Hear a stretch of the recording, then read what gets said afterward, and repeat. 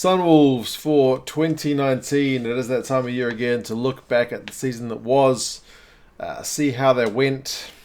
Where did it all go wrong for the Sunwolves? In this case, it's not such a thing about going right. It's more about where things went wrong. What things did go right, and what can we expect from them next year? Well, they finished 15th out of 15 teams, 2 wins and 14 losses. Overall points differential was a pretty whopping minus 290 points for the Sunwolves for the season. So yeah, not the best. The next worst was, I think, minus 72, which was the Rebels. So it's a pretty marked difference between the Sunwolves and everyone else. So yeah, it's a season that started with a fair bit of promise. They brought in a lot of players. They retained some from last year. And I thought the key was going to be them starting the season early. They had a better pre-season than they had any other season in Super Rugby. They managed to get the top league aligned a bit closer so that the guys for the Sunwolves would have a bit of a pre-season, not as long as all the other teams, but at least better than they had. Because in previous years, the Sunwolves have started pretty poorly and then kind of come right towards the end of the season when it's already too late. So this season, there was a bit of optimism, at least for me, that they would do better. But still, at the end of the day, it was only the 2 wins for the Sunnies over the season. What were the good things? Analysing their numbers, at least in the way they played. They were the 10th best team for run meters. I'm not sure if you can class 10th best as something all that hot, but they were 10th.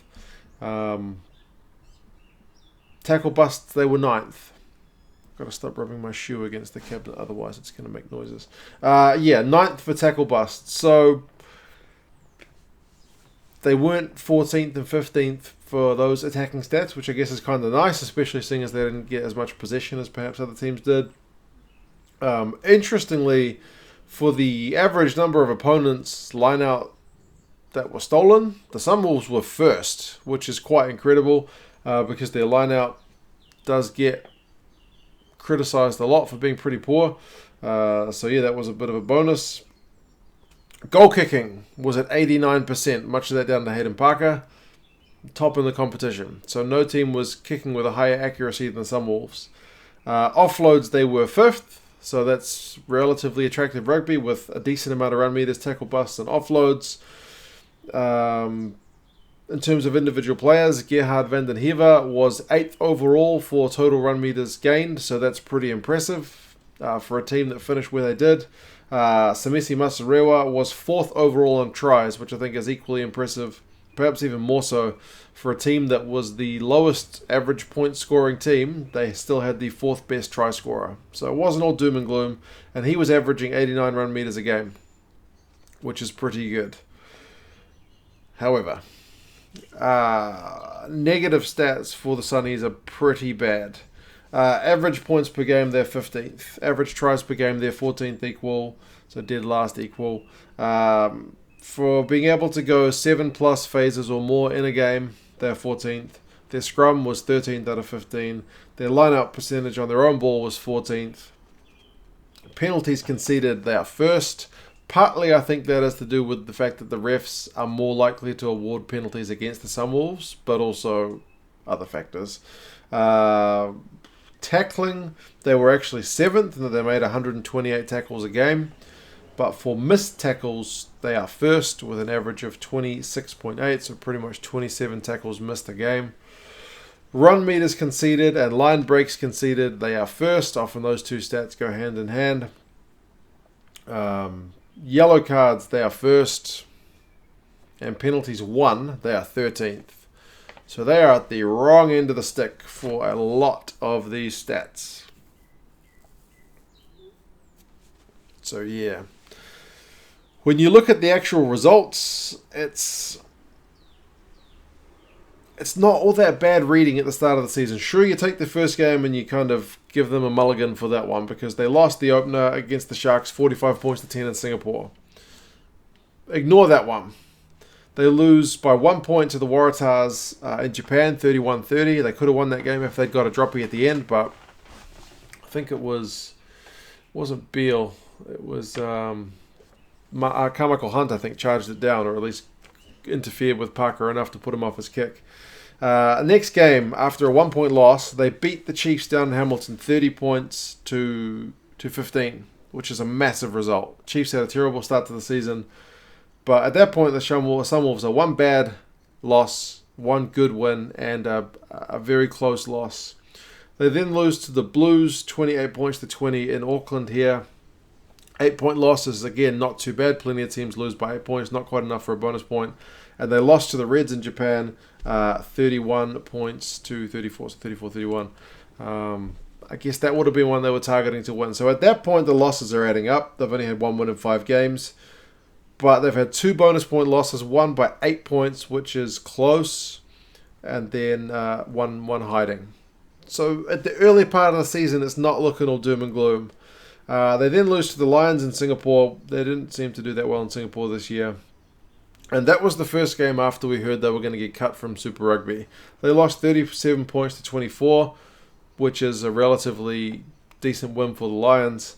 Next game, though, they bounced back with an impressive win over the Waratahs. So 31 points to 29 in Sydney. So both of their wins coming away from home.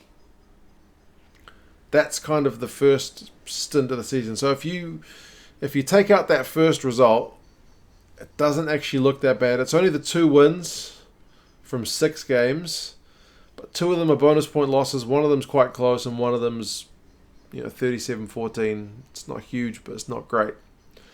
But it's not all doom and gloom, as I said. Latter half of the season, though, kind of goes to custard. It's the opposite of what we're usually seeing from the Sunwolves. Things really drop away. Rebels beat them 42-15 in Australia. They get a close result against the Hurricanes in Japan, 29 points to 23. That's one of the few decent results on the rest of these fixtures, though. 52-0 against the Highlanders in Japan.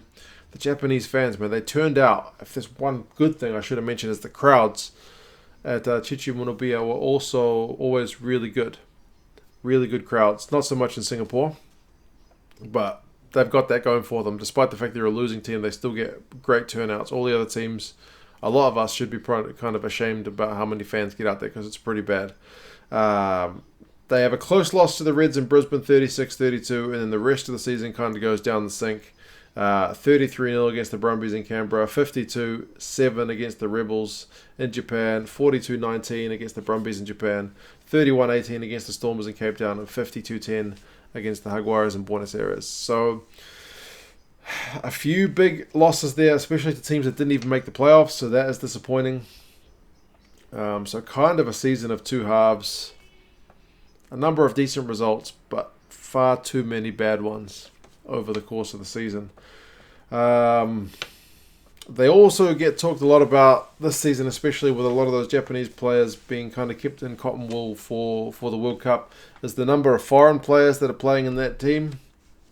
And for some reason, Japan gets especially criticized for anybody who's not ethnically Japanese playing for that team. Like, nobody really cares in the All Blacks or the Blues how many Māoris, Samoans, Tongans, Pākehā, what's the makeup of the team. But if anyone's got a not Japanese face, they do seem to get a bit criticized. I looked at the minutes played. I separated it by guys who are eligible for Japan and not eligible for Japan as best I could. I think 58% of the minutes were played by non-Japanese reps. So it is more than half. But as I said, they were keeping a lot of those guys, in preparation for the World Cup. So it's kind of to be expected. Amongst those guys who are getting Japanese minutes, there are still guys like Vosiatho, Thompson, Henry, Avalu, Lafayette, Mafi. These guys are all Japanese eligible. So they count as Japanese minutes. People can criticize them for not having a Japanese face, but if they play for the Japanese national team, that's what it is. So yeah, pretty bad season for the Sunwolves, to be fair. Early on, I thought it might go okay. Didn't pan out that way. Defense was really a big problem. Discipline was a problem.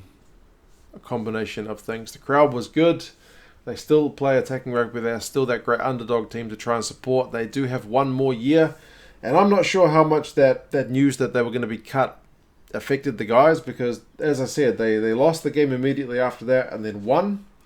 And then the rest of the season was, apart from a couple of decent losses, was pretty bad. I mean, I don't know how many of those guys would have had aspirations of playing for the Sunwolves for the next 3 or 4 years. I don't know, but either way, I can't imagine it did them any favors. So, how's things going to go for next season? I really do not know. Like, for most of the teams, you can kind of get a fair idea how many players are contracted for next year, how many players are leaving. The Sunwolves are kind of an exception in that. It seems like the guys are mostly only get signed up for a year, from what I could see anyway. So whether somebody's willing to pay big contracts for a team which has only got 1 year left, I find kind of doubtful, but it is one to watch. Hopefully they get a decent team. Even if it was some cheap team which just had a bunch of rock-hard defenders and kept Hayden Parker to kick all the goals, it might be interesting to see them grind their way up the table, but hopefully more than 2 wins for their final season. What did you guys think of the Sunwolves for 2019? Where do you think it went wrong for them? How much effect do you think the World Cup had on their preparations? And yeah, I'll talk to you guys again soon. See you later.